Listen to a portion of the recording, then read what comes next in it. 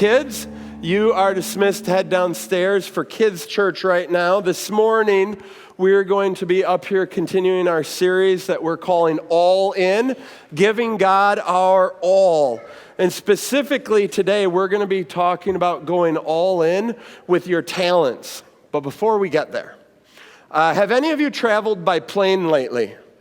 Been on a plane? Was it a good experience? For me, I found my family trip to Seattle, it was a bit rough. Okay, airports are packed. 3 of my 4 flights with connections were delayed. All 4 of my parents' flights as they were meeting me in Seattle, all 4 of them were delayed. Frantic runs across the airports to try to get to their gates on time, only to find out that somebody had puked all over the plane, so it was going to be an hour delay while they cleaned it up. Like, the airport can be a rough place. It can be a little bit stressful going through security and pat-downs and all those things. What I find irksome is not only are you just trying to get yourself through the airport, but you're doing it with your bags. And because I'm not willing to pay for a checked bag. So I'm taking as much with me as I can on this plane for free. But that means you've got your bag, you've got your duffel or your underseat thing. If you're traveling with a family, you've got all of their bags. You got little kids. You know your wife has got more than she's supposed to pack because she's an overpacker. So you got her stuff in your bags. Raise your hand if you're an overpacker. All right, that's all women. That is 100% women right there, okay? On the youth mission trip, the guys show up with a duffel bag this big. The girls show up like they're going to Europe for 3 weeks.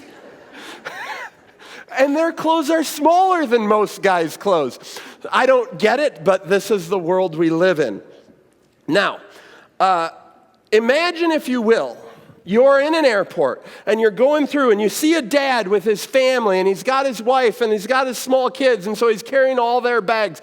And next to him is his teenage son with nothing in his hands except a cell phone, which is permanently attached. Now you see a picture like this, and what are you thinking of that young man? Thinking he's lazy? Thinking, why isn't he helping? Is he not aware enough to see that his dad's got all the family bags and he needs to step in and he needs to help? Now, if you saw this scene, I think we all would have that same thought. But in a lot of ways, our church is in a similar situation to this. I bet that so our church family has gotten a lot bigger. Our church family has grown. Our ministries have expanded. And as a result, we have a lot more bags to carry than when I showed up 3.5 years ago. When I got here 3.5 years ago, we didn't really have to worry about the nursery because we didn't have any kids coming to use the nursery. So we'd schedule people. For 2 years, we scheduled people in the nursery who their job was to just verify no kids in the nursery. For 2 years, we didn't have anybody. Now we sometimes have 2 or 3 kids in the nursery at a time. It's a wonderful problem to have, but now we've got more luggage to carry. We need more people to help carry the freight of a ministry for the littlest ones in our church. Other things you might not know that are going on in our church. We have an AA meeting in our church every Friday night. We have Bible studies every Monday morning, Monday night, Thursday morning, and a small group on Thursday night. We've got a meal that we serve to up to 30 teenagers every single Wednesday during the school year. We've got all these ministries going on, and it takes a lot of people to help to make these things happen. We have a different board meeting almost every single week of the year in our church with a group of people coming together and doing the business of the church. We have so many kids rode the van on Wednesday nights. There were a couple nights we had to have the van go out and do a second route because we had more kids than seats in the van to pick them up. This takes a whole family coming together and everybody carrying their own bag for us to do this heavy lifting.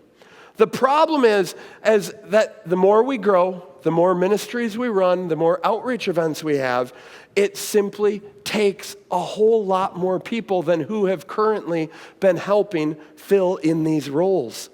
We're like a big growing family, and we've got a whole bunch of little kids, and they can't carry their bags themselves, and so we need more people to step in and say, I am willing to help. Now, some of you are listening to this right now, and you're thinking, Ryan, this is not for me, and you're right. You're like the dad in the picture, and you've been carrying a whole bunch of bags for a very long time. Some of you have been helping carry this ministry forward for decades, and I am so grateful for you. But I know that there's others of you who perhaps are a bit like the son, and you're like, I love this church because when I come, there's always a delicious breakfast snack for me. When I walk through the door, I can get my hot coffee. I can sit and have conversation with people. I get to have the worship team lead in an amazing worship experience to help me connect with God. And then I can walk out of here feeling just energized and ready to go for the week without ever lifting a finger. And here's the thing. We're not the first to have to figure out as a family how we're going to carry all these extra bags that we have, all this extra freight, all these extra ministries that we are doing. Today we're going to look at an important part of the story of the Israelites wandering in the wilderness. So a little bit of the backstory here. If you remember, the Israelites were in Egypt. They were enslaved in Egypt, and God sent Moses to Pharaoh to say, "Let my people go." Pharaoh didn't want to. Eventually, after all the plagues, Pharaoh let them go. They crossed through the Red Sea on dry ground while the walls of water split so that they can go right through. But what a lot of people don't realize in this story is that after they get to the other side, they know they're in the wilderness and they're going to the promised land. There's actually a 2-year period that the Israelites are in the wilderness, and God is preparing them to go into the promised land before they ever send the spies and scope it out. It's in those 2 years that God gives them the law. Moses goes up to Mount Sinai and he comes down with the 10 commandments.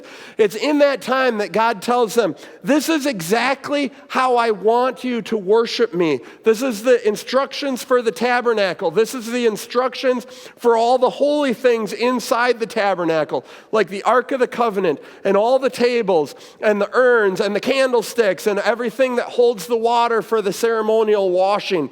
And so there's a time for the Israelites to construct all these things so that they can worship God exactly how he wants to be worshiped. Except now there's a problem. When they get up to move, they not only have all their own bags to travel, but they've got this entire tabernacle that they have to move and all these heavy gold items. And I'm sure there is a little bit of, well, how are we going to do that? Fortunately, God had a plan for them. He had a solution. In Numbers chapter 4, we see the solution that God gave to Moses for moving the tabernacle. And it was that every person among the Levites had to carry part of the load. So let's take a look. In Numbers chapter 4, verse 19, it says that Aaron and his sons are to go into the sanctuary and assign to each man his work and what he is to carry. And then down in verse 27, you shall assign to them as their responsibility all they are to carry. And in verse 32, assign to each man the specific things he is to carry. So what's going on here? Why is this split 3 different times? The Levites are one of the tribes of Israel. So the tribes of Israel, a guy named Jacob, God renamed him to Israel. He had 12 sons. We refer to his 12 sons as the tribes of Israel, and that's how they're named, these groups of family all the way through the Old Testament. Levi was the 3rd son. They were the prophets, or the priests of Israel. They were the priests. They were to do the holy things. Within the tribe of Levi, the Levites were 3 families: the Kohathites, the Gershomites, and the Merarites. Okay? While talking to the Kohathites, that's verse 19, a small portion of them were the family of Aaron, and they were the actual priests who did the work in the temple. All the rest of the Kohathites weren't even allowed to see the actual items in the sanctuary. The priests wrapped everything up in blankets, and then the rest of them were assigned what they had to carry. You get the candlesticks, you get the basin, you guys, 8 of you carry the Ark of the Covenant. And so, raise your hand if you've ever heard of the Kohathites. No? A few of you. Okay, good job out of the few of you. It's kind of a menial job, but they're all assigned parts of the tabernacle, the items within the sanctuary to carry. The Gershomites got verse 27. They were assigned the fabrics and the screens and the tarps, all the coverings for this huge tent. We called it a tabernacle. Picture a giant tent. That's all they had. They carried all the fabric coverings. And then it was the Merarites who carried the heavy stuff. They had the poles, the posts, the metal bases, all the boards, all the framing that held this thing together. And so each one of these three families within the Levites were assigned, you carry this, you carry that, you carry this item over there. Everybody had an item, and they all had to carry their own load. As I like to say, many hands make light work. And that was basically God's solution. We're going to spread this thing out. Everybody's got something to carry, and that's how we're going to do this. And they thought they were just going to carry it into the promised land and then set up camp. This was before they knew that they had 40 years to wander in the wilderness. And by now, I'm guessing many of you can maybe see where I am going with this message today. Okay, raise your hand if you think you know where I'm going. Okay, you guys are smart. For us to fulfill the mission that God has given us in this church, to be a family of faith for the next generation, we need everybody to know their job and to fulfill their role. And here's what we know about how God has brought us together.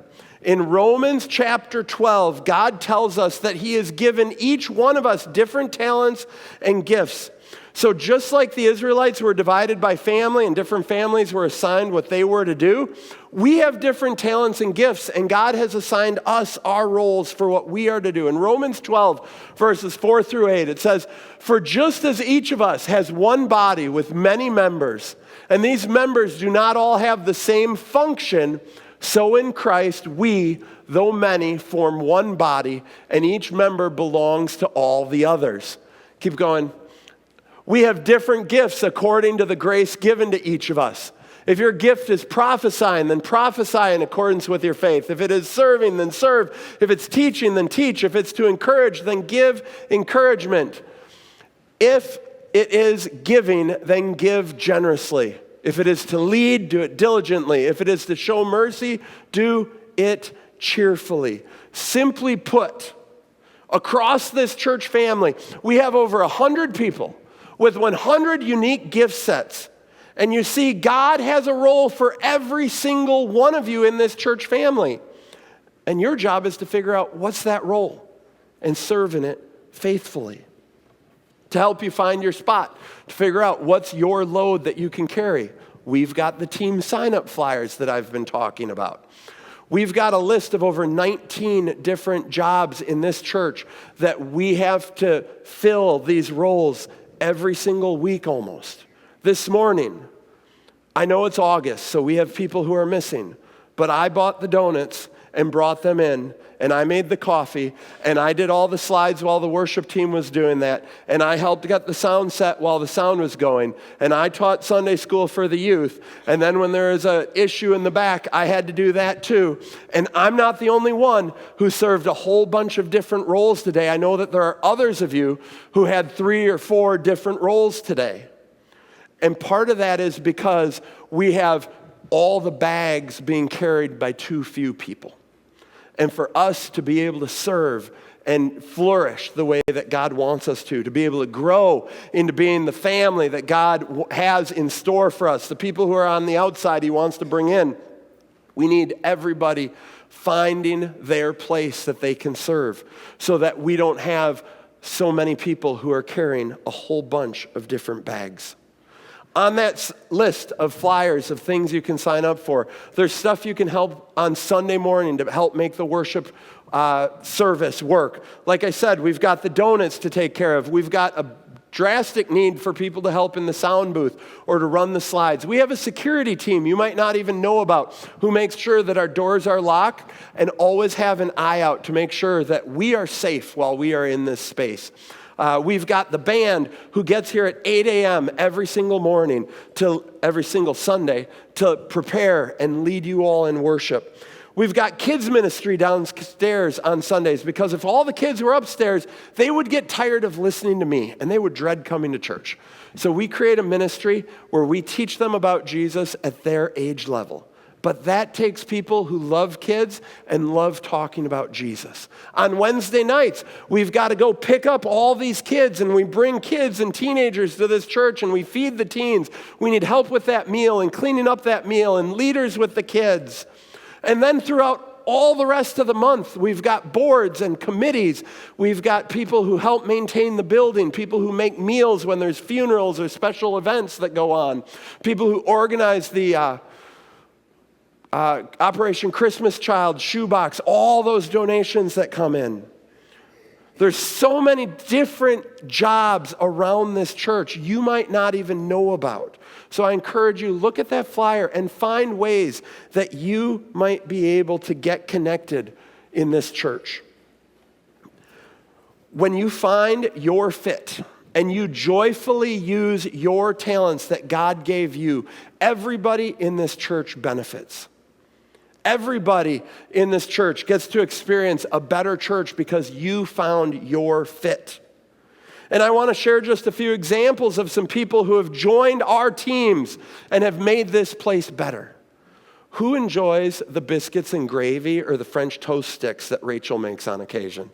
Right? When you come in and it's over the top breakfast and I see people having a meal with friends, that's awesome. That's hospitality to the extreme. Or have you noticed we've got Molly on drums now? And all of a sudden we have a kick drum, and it makes all the worship just more alive because we've got a drummer who's put the time in to learn that. And those are just two examples of roles maybe you see. We have people behind the scenes. Patty joined the social committee a while back, and she said, I don't cook. And the team doesn't care because Patty's motor never stops. She is incredible at setting up and tearing down and cleaning up the kitchen after events. And the people who work with her love her getting involved there. Steve has been helping me with different maintenance projects behind the scenes for 2 years now. He's replaced almost every single light in the basement of this church. He's done all the hardware on all the new doors. You guys don't know about these people and what they've done. But they've joined the team, they've gotten involved, and because they're serving using the gifts that God has given them, we are a better church. And so while some parts of the body may seem like they're not as noticed, they're not as important, they are in fact indispensable. We have so many Pattys and Steves doing things behind the scenes that none of you know about. We have somebody who takes care of the tablecloths every single Sunday, picks them up, takes them home, washes them, pulls them out of the dryer before they get wrinkled, brings them back to this church, sets them up, and puts the flower arrangements back on. That doesn't just happen. They don't stay clean. You guys are not a clean church. They get stained every week. But we have somebody who faithfully does that week in and week out. And it doesn't, just because you guys don't know about these jobs doesn't mean that they're less important. I mean, let's really think about the Kohathites, the Gershonites, the Merarites. With rare exception, none of you have heard about these people. Yet, if they had said, I'm not carrying that bass, Moses, do you know how heavy these brass basses are? I'm not doing it. They wouldn't have had the tabernacle where the presence of God was resided with them as they moved through the wilderness. Their job was absolutely crucial. Now, some of you might be thinking right now, but I'm new. I've only been coming for a few months. I've only been here for a year. I understand. I do not expect you, when you're trying to decide if we are the church home for you, to jump right in and like on week 2, be a greeter at the door passing out bulletins. That would be outrageous. But there is a point where once you decide, this is my church family, I'm part of this family, then families share the duties. On Thanksgiving, when you have the big family meal, and some of the women probably have done a bunch of the cooking, at least in my family, it was those who weren't doing the cooking who were clearing the table and doing the dishes. Everybody was finding their role and how they could serve in the event. And that's what we need from this church. Every person who says, this is my church family, this is my church home, you should be looking for a way to use the gifts God has given you to serve in this church. Here's a part of the story that for the Israelites that wasn't actually recorded in our Bibles in detail, but we know it happened. So Moses is told, you point out to each person, each man, what they are to carry. And they get that, and they're thinking, we're going into the promised land. This is going to be great.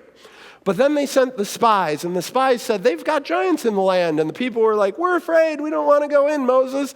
And so God said, fine, you won't go in. You're going to wander in the wilderness for the next 40 years while all of your generation dies, and it will be your children's generation that enters into the promised land. That's what happened over those 40 years. So what we can imply is every person who was given a task of what they had to carry died before they got to the promised land, and somebody else was assigned their load and needed to carry it. I feel like we're a bit in that moment in this church. We've had the Normas and the Bonnies and all the other people you have in your minds that I can't remember their names because I wasn't here while they served for decades in this church. We had a group of people through the 80s, the 90s, the 2000s who carried the load of this church. Some of them have passed on. Some of them have simply gotten to an age where you're here, you're hearing this message. I'm not calling you old. I'm calling you experienced and faithful. And I appreciate those of you who have been carrying this load. But the time has come for a next generation, a next wave of members and attenders of this church family to say, okay, I want to help carry this load now. I don't want to just come and participate and watch what goes on. I want to participate. I want to be a part. It's time for you to say, how can I help carry this load forward? Now, there are some of you who might be, you're at a point where you're like, Ryan, I can't do what I used to be able to do. I'm at a point, my energy level has waned. I simply can't do it. If that's you, I don't want you to feel guilty right now. There was a little condition for the Levites. Once they hit the age of 50, they aged out and they were no longer expected to carry anything. Our age here at First Baptist is not 50 years old. That is way too young. But you understand, there is a point where you're not able to do the heavy lifting that you once did. But that doesn't mean that you're not a part of the family, and it doesn't mean that you don't have any role. It simply means that your role has changed. Some of you have hit a point where you're like, I used to be able to teach Sunday school with kids or help in the nursery all the time. I simply can't do that. That's okay. You now have a different role. You can pray for this church. You can come alongside and encourage people. You can tell them how much you appreciate seeing them come in and fill the job that you once did. You can make dessert for senior adult lunch. Some of you are still amazing bakers, much better than I. There are things that you can do. At no point until you've taken your last breath, God's not done with you. It simply means your role changes as what you're able to do changes. Does that make sense? But at the end of the day, we're at a time where we need new faces and new people to come and help carry the load of this church forward for the next generation of ministry. So that's the need. But I understand some of you maybe have a lot of reasons for why you haven't been able to get more involved. You're very busy. I understand. I don't want to get into all the reasons you might have. And my goal today isn't to just guilt you into volunteering, to make you feel like I'm twisting your arm. Okay, Pastor, fine. I'll help in the nursery. But what I want you to understand is that if you don't join in and participate with what we're doing as a church, you're the one who's actually missing an incredible blessing. You see, serving and using your talents and volunteering for the ministry of what God is doing here is actually a blessing for every person who participates. Here's the blessing that you might be missing. First, spiritual growth. When you faithfully step in and say, okay, I want to carry something. I need to carry my bag for this church. God's going to use that as an opportunity to stretch you and grow you, to push you to say, This is awesome. You're doing this one small thing. What more might you be able to do? When I stepped into ministry, it wasn't God saying, Ryan, you're going straight to lead pastor. There were a lot of roles that I had, just saying, I can do this. I can do that. I can help in the office of the church. I can help over here. And as I kept saying yes, the roles kept getting bigger. Maybe that's what God's going to do for you. You're going to step into just helping with kids ministry on a Wednesday night, but God wants to grow you and develop you so that you can be a kids leader and building relationships with kids and leading a child to following Jesus someday. And that's the next point on the list is I'm going to skip down. The emotional satisfaction. When I go on the youth mission trip, it is exhausting. I'm not going to lie, exhausting. For 7 days straight, I have to be on emotionally, relationally. I've got to be aware of safety issues and schedules and who's doing what and relational drama that's going on among the team. But do you know why I love it? Not because it's so fun. I love it because I get to be there when I watch them encounter Jesus for the first time. When they have that experience, that lights on moment, and they're like, this is amazing. I'm like, this is amazing. And I was a part of it, and I get to see it, and I get to experience it. The satisfaction I have from doing ministry and seeing the outflow of that ministry is like nothing else. But if you're on the sidelines, you don't get to experience the wins the same way as if you're in the game. There's a relational component also to this. In doing ministry, you build connections with people. Even when you're doing building maintenance things, I spend time with a whole bunch of you who at various times come in and do projects. And I love the opportunity to work side by side with guys. Guys don't like to talk and open up about what's going on in their lives, but when you're working together, you'll start talking about what's going on in life sometimes. You get to know one another. When you're serving in the kitchen, there's downtime sometimes. You start to build relationships with those you're serving with. If you come to church and you feel like, I just don't feel like I know many people here, serving is the way for you to get to know more people. And I'd encourage you to do that. It helps you build more relationships. And finally, there's character development. God uses your act of service to actually shape you. When you have to work alongside somebody who kind of irritates you, He's going to use that as an opportunity to stretch you and to grow you. When you have to get up and go to church on Sunday because you're signed up to be the hospitality table and you had a terrible night's sleep and you just want to call in and cancel, but you say, okay, I'm going to get up, I'm going to go in, I'm going to do this. God is forming you. He's building grit and faithfulness in you, and there's purpose in that. He's forming you to look more like His Son. So there's all these important components that God uses your act of service, not just to be a blessing to all of us, but to be a blessing in your own life as well. Our church is going to make a greater impact in our community when every single one of you use your talents to carry your own load. And in saying that, I want to say right now, thank you to those of you in this room who have been carrying more than your fair share of bags for a long time. You know who you are. There are many of you in this room, and I am very, very grateful for the time that you have put in, for the faithful hours and Sundays that you come in even when you don't feel well, because you know that it's important for you to be here for this church to move forward. I appreciate that. And I hope that the fruit of this message is that you don't have to carry quite so many bags going forward. And to those of you here right now who are hearing this and maybe you're thinking, I do need to get involved, I also say thank you. Thank you for listening to this message and hearing this and heeding this call. I already am excited to help some of you plug into positions because I know that as you get involved in this church in the ways that God has gifted you, you will find contentment in a way that you didn't expect. And I look forward to that for your life, and I'm excited to help you get connected. I hope that you understand that you honor God when you use your gifts to carry your load. When you do that, it is honoring to God. It is an act of worship. So don't wait. Make this a priority in your life to find your place to serve, and then serve faithfully. and watch as you experience all the blessings of serving.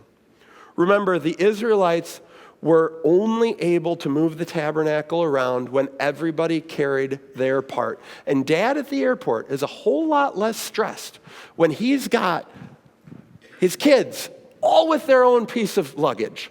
I love ChatGPT, by the way. You just tell it what picture you want it to make, and it makes you a picture. This is incredible. The kid's finally got his own piece of luggage, and Dad can manage that trip better. As a church family, this is the image of how God wants us to function. Everybody's got their piece of luggage. We're all going the same destination. We've all got the same mission, the same ministry. We work together, every part of the body, doing what God made us to do, and together we are so much better. I cannot wait to see what God is going to do through this church and this community in the coming years. And I hope that you will choose to be a part and participate so that you can say, when you see the wins and you see the baptisms, I had a part in that. I played a part, whether big or small. I played a part in that person coming to know Jesus. Would you bow your heads with me as we pray?